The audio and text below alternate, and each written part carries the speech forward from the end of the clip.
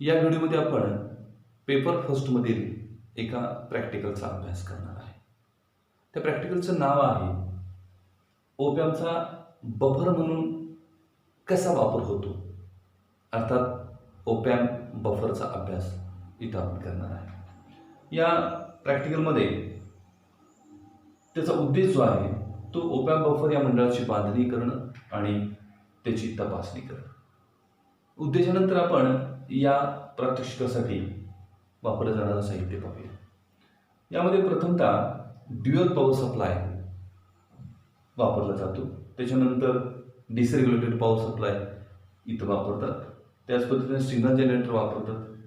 तसेच मेजरमेंटसाठी डिजिटल मल्टीमीटरचा वापर इथे केला जातो आणि सर्किट बोर्ड, वायर्स कटर हे साहित्य आपल्याला या प्रॅक्टिससाठी लागतं. त्यानंतर इलेक्ट्रॉनिक्स घटकांची यादीमध्ये सर्किटवरती जे कॉम्पोनंट बसवलेले असतात त्याची नावं इथं आपल्याला पाहूया. ऑपरेशनल ॲम्प्लिफायर हा IC 741 आपण या सर्किटमध्ये वापरलेला आहे.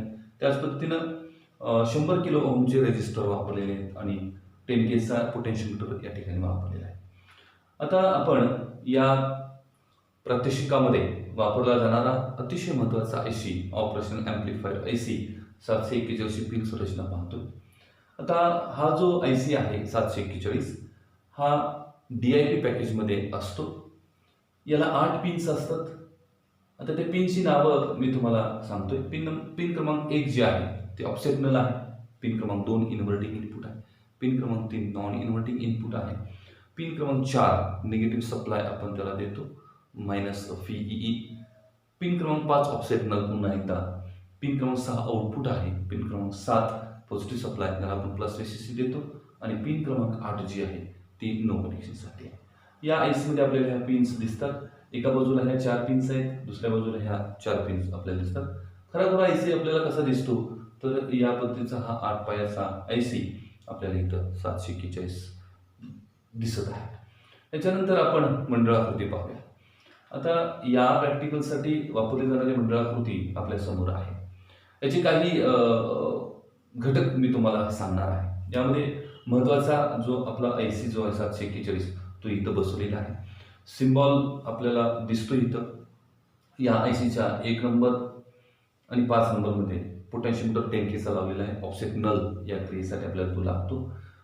पिन क्रमांक 4ला मायनस सप्लाय दिलेला आहे -VEE. पिन क्रमांक 7ला +VCC दिलेला आहे. पिन क्रमांक 6 पासून आपण आउटपुट घेतलेला आहे. इन्व्हर्टिंग पिन 2 आणि 6 हे लूपमध्ये आपण इथं जोडलेलं दिसतं. इथं आपण हा TP3 आहे. इथं आपण लिंक टाकायची आहे. अर्थात इथं कुठलाही कॉम्पोनंट आपण जोडत नाही. पिन क्रमांक 3 नॉन इन्व्हर्टिंग पिन हिला आपण लिंक मार्फत आपण इनपुट व्होल्टेज देतोय. आता इनपुट व्होल्टेजमध्ये आपल्याला असं दिसेल की इथं व्होल्टेज डिवायडर नेटवर्क वापरले. यामध्ये 100Kचे 2 रेजिस्टर आहेत आणि त्याला आपण इनपुट व्होल्टेज देतो. डिवायडर नेटवर्क आहे हे दिलेल्या इनपुट व्होल्टेजचं बरोबर निम्म व्होल्टेज करतं आणि ते व्होल्टेज आपण इथं नॉन इन्व्हर्टिंग पिनला देतो. आता हे सर्किट आपण या प्रॅक्टिससाठी वापरतो. या सर्किटला एक महत्त्वाची गोष्ट लागते ते म्हणजे +15 आणि -15 हा 2 प्रकारचा सप्लाय आपल्याला इथं द्यावा लागतो. याच्यानंतर आपण प्रॅक्टिकलसाठी वापरली जाणारी जोडणी आकृती पाहूया. आता या आकृतीमध्ये तुम्हाला प्रॅक्टिकलसाठी जे इन्स्ट्रुमेंट वापरायचे आहेत सर्किट बोर्डसोबत आपण जे इन्स्ट्रुमेंट वापरायचे आहेत ते आपण पाहूया. अगोदर मी तुम्हाला नावं सांगतो. हे आपलं मेन सर्किट आहे बफर ॲम्प्लिफायरचं. याचं इनपुट व्होल्टेज आणि आउटपुट व्होल्टेज मोजण्यासाठी आपल्याला 2 डिजिटल मल्टीमीटरची गरज लागते. त्याच्यानंतर इनपुट व्होल्टेज देण्यासाठी इथं रेग्युलेटेड पॉवर सप्लाय लागतो आणि ड्युअल पॉवर सप्लाय हा याला पॉवर देण्यासाठी लागतो. आता जोडणी आकृती समजावून घेत असताना प्रथमतः मी ड्युअल पॉवर सप्लायपासून सुरुवात करणार आहे. याच्यामध्ये 2 भाग असतात या पॉवर सप्लायमध्ये आणि इथं +15 आणि -15 किंवा +12 -12 इथं हे व्होल्टेज आपल्याला लागतं. इथं कनेक्शन करत असताना हा जो निम्मा भाग आहे पॉवर सप्लायचा त्याचं पॉझिटिव्ह हे +12 म्हणून साठी वापरतात. याचं निगेटिव्ह आणि पुढच्या पॉवर सप्लायचं पॉझिटिव्ह एकत्र करून लिंकमध्ये कॉमन मिळतो आणि इथं या दुसरा जो भाग आहे पॉवर सप्लायचा तिथून आपल्याला निगेटिव्ह 12 व्होल्ट मिळतं.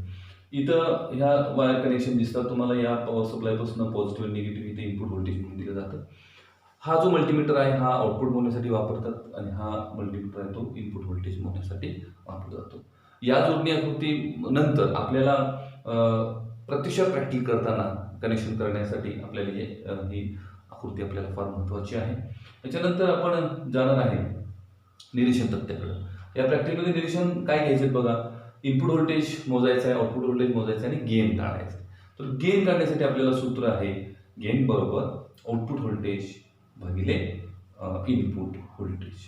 या समीकरणाच्या सहाय्याने आपण या बफर ॲम्प्लिफायरचा गेन शोधू शकतो.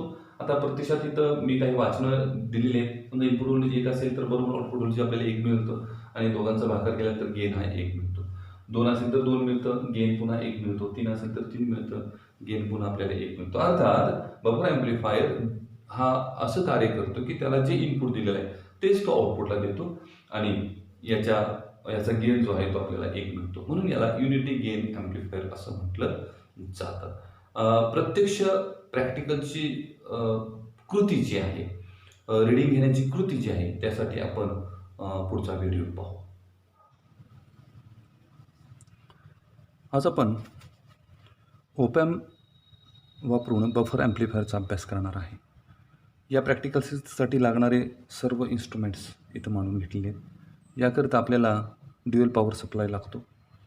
नंतर मेजरमेंटसाठी आपल्याला 2 डिजिटल मल्टीमीटर लागतात आणि इनपुट व्होल्टेज देण्याकरता याला एक पॉवर सप्लाय लागतो. मी आता प्रथम तुम्हाला जोडणी सांगतो. या ड्युअल पॉवर सप्लायच्या साह्यानं आपण +12 व्होल्ट आणि -12 व्होल्ट म्हणजे +12 आणि -12 हे व्होल्टेजेस आपण इथं कनेक्शन करून घेतलेले आहेत. हा +12 व्होल्टचा सप्लाय आपण या ठिकाणी या सर्किटला दिलेला आहे. त्याच पद्धतीनं या सर्किटला आपण इनपुट व्होल्टेज इथं दिलेलं आहे. आता या सर्किटमध्ये आपण काही गोष्टी पाहूया. दिलेले इनपुट व्होल्टेज हे इथं पोटेन्शियल डिवाइड नेटवर्कला इनपुट म्हणून जातं आणि ते व्होल्टेज बरोबर निम्म करून आपण ह्या लिंकमार्फत इथं पिन नंबर 3ला मिळतं. ओपॅम्पची पिन नंबर 3 ही नॉन युनिटिंग पिन आहे. यानंतर याच्या जो 2 नंबर पिन जी आहे त्या 2 नंबर पिन आणि आउटपुट पिन क्रमांक 6 यामध्ये कुठल्याही प्रकारचं कॉम्पोनंट जोडलेलं नाही. अर्थात इथं जो रेजिस्टन्स असेल तो 0 आहे. असा ही लूप इथं तयार केलेली आहे. आउटपुट हे पिन क्रमांक 6 आणि ग्राउंडमध्ये घेतलेलं आहे आणि इनपुट व्होल्टेज जे आहे ते पिन क्रमांक 3 आणि ग्राउंडमध्ये आपल्याला इथं दिसतं. तर हे 2 मल्टीमीटर आपण इनपुट आउटपुटला मेजरमेंटसाठी जोडलेले आहेत. आता आपण या बफर ॲम्प्लिफायर इनपुट देऊया. आता प्रत्यक्ष मल्टीमीटरच्या पडद्यावरती आपल्याला असं दिसतं की इनपुट व्होल्टेज इथं 1 व्होल्ट आहे आणि आउटपुट व्होल्टेज बरोबर आपल्याला 1.1 किंवा 1 व्होल्ट मिळतं आहे. इथं आपल्याला या वाचनामध्ये असं दिसतं की जे इनपुट व्होल्टेज आपण दिलेलं आहे तेच आउटपुट व्होल्टेज आपल्याला मिळतं. अर्थात हा बफर ॲम्प्लिफायर काय करतो तर ॲम्प्लिफिकेशन करत नाही आहे, तर जे इनपुटला व्होल्टेज आलं असेल ते आउटपुटला द्यायचं तो काम करतो. अर्थात या सर्किटला आपण वेगवेगळे व्होल्टेजेस देऊया आणि त्यामधला संबंध पाहू. समजा इथं मी व्होल्टेज वाढवलं, समजा इथं इनपुट व्होल्टेज मी 1.5 केलं तर आउटपुटला सुद्धा मला 1.5 मिळतं. समजा मी इनपुटला इथं 2 व्होल्ट केलं तर आउटपुटला मला 2 व्होल्ट मिळतं. जर मी इथं इनपुटला 3 व्होल्ट केलं तर आउटपुटला मला 3 व्होल्ट मिळतं. आता या सगळ्या वाचनामध्ये आपल्याला असं दिसतं की जे इनपुट आपण बफर ॲम्प्लिफायरला दिलेलं आहे तेच आपल्याला आउटपुटला मिळतं. यावरून काय सिद्ध होतं तर बफर ॲम्प्लिफायरचा गेन जो असेल तो गेन जर आपण काढायचं झालं तर आउटपुट व्होल्टेज भागिले इनपुट व्होल्टेज केलं तर बफर ॲम्प्लिफायरचा गेन हा 1 मिळतो. म्हणून याला युनिटी गेन ॲम्प्लिफायर असं म्हटलं जातं. अशा रीतीनं आपण वेगवेगळे इनपुट देऊन त्याच्या आउटपुट आपण मोजू शकतो आणि यावरून आपण असं सिद्ध करू शकतो की बफर ॲम्प्लिफायर हा एक युनिटी गेन ॲम्प्लिफायर म्हणून कार्य करतो.